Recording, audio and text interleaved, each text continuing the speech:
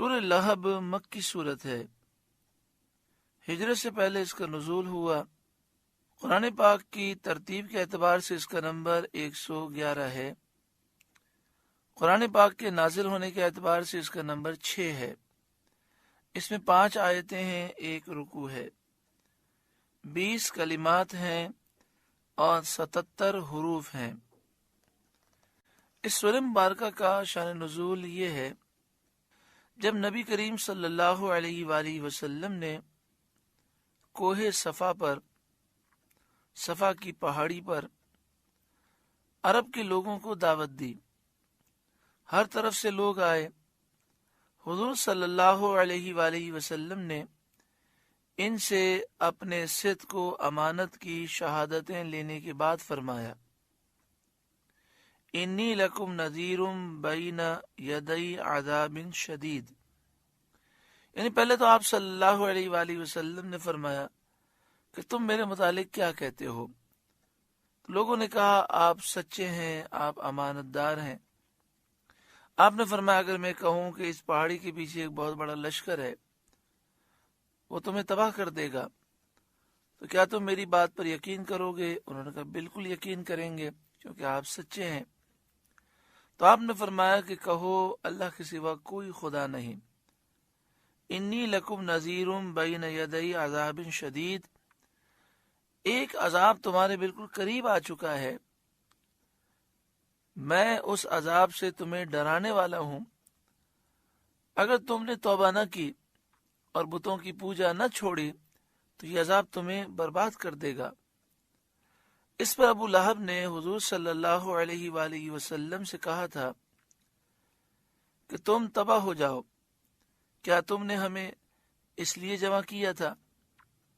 اس ملعون نے جب یہ بے ادبی کی، اس پر یہ سورت شریفہ نازل ہوئی۔ اللہ تعالیٰ نے اپنے حبیب اکرم صلی اللہ علیہ وآلہ وسلم کی طرف سے جواب دیا۔ بسم اللہ الرحمن الرحیم، اللہ کے نام سے شروع جو نہایت مہربان رحم والا۔ تبت یدا ابی لہب وتب، تباہ ہو جائیں ابو لہب کے دونوں ہاتھ اور وہ تباہ ہو ہی گیا، وتب اور وہ تباہ ہو ہی گیا۔ ابو لہب کا نام عبد العزیٰ ہے، یہ عبد المطلب کا بیٹا اور سید عالم صلی اللہ علیہ وآلہ وسلم کا چچا تھا۔ بہت گورا خوبصورت آدمی تھا، اسی لیے اس کی کنیت ابو لہب ہے۔ ابو لہب کے معنی ہوتے ہیں شعلے والا۔ چونکہ اس کا چہرہ بہت چمکتا تھا، خوبصورت تھا، گورا تھا، اس لیے اس کو ابو لہب کہتے تھے، اور اسی کنیت سے وہ مشہور تھا۔ یہاں دونوں ہاتھوں سے مراد اس کی ذات ہے۔ تبت یدا ابی لہب وتب، تباہ ہو جائیں ابو لہب کے دونوں ہاتھ اور وہ تباہ ہو ہی گیا، یعنی ابو لہب کی ذات تباہ ہو جائے، برباد ہو جائے، اور وہ برباد ہو گیا۔ ما اغنا عنہ مالہ وما کسب، اسے کچھ کام نہ آیا اس کا مال اور نہ جو اس نے کمایا۔ اسے کچھ کام نہ آیا اس کا مال اور نہ جو اس نے کمایا، یعنی اس کی اولاد اسے کام نہ آئی۔ مروی ہے کہ ابو لہب نے جب پہلی آیت سنی تو کہنے لگا کہ جو کچھ میرے بھتیجے کہتے ہیں اگر سچ ہے تو میں اپنی جان کے لیے اپنے مال اور اولاد کو فدیہ کر دوں گا۔ اس آیت میں اس کا رد فرمایا گیا کہ یہ خیال غلط ہے، اس وقت کوئی چیز کام آنے والی نہیں۔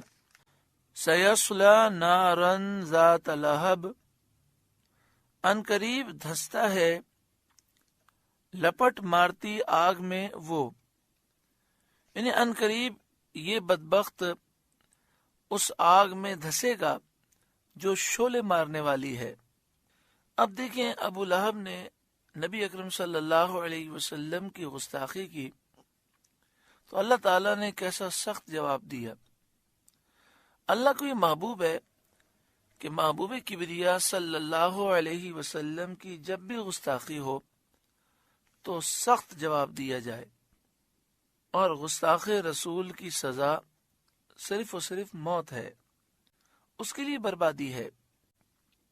وامرأتہ، اور اس کی بیوی ام جمیل بنت حرب بن امیہ، ابو سفیان کی بہن، جو رسول کریم صلی اللہ علیہ وآلہ وسلم سے نہایت عناد اور عداوت رکھتی تھی۔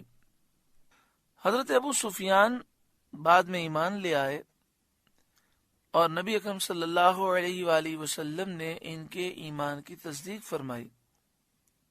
یہ ابو سفیان کی بہن حضور سے بہت دشمنی رکھتی تھی، باوجود اس کے کہ یہ بہت دولت مند اور بڑے گھرانے کی تھی، لیکن سید عالم صلی اللہ علیہ وآلہ وسلم کی دشمنی میں انتہا کو پہنچی تھی کہ خود اپنے سر پر کانٹوں کا گٹھا لا کر رسول کریم صلی اللہ علیہ وآلہ وسلم کے راستے میں ڈالتی تاکہ حضور صلی اللہ علیہ وآلہ وسلم کو اور آپ صلی اللہ علیہ وآلہ وسلم کے اصحاب کو ایذا ہو، تکلیف ہو۔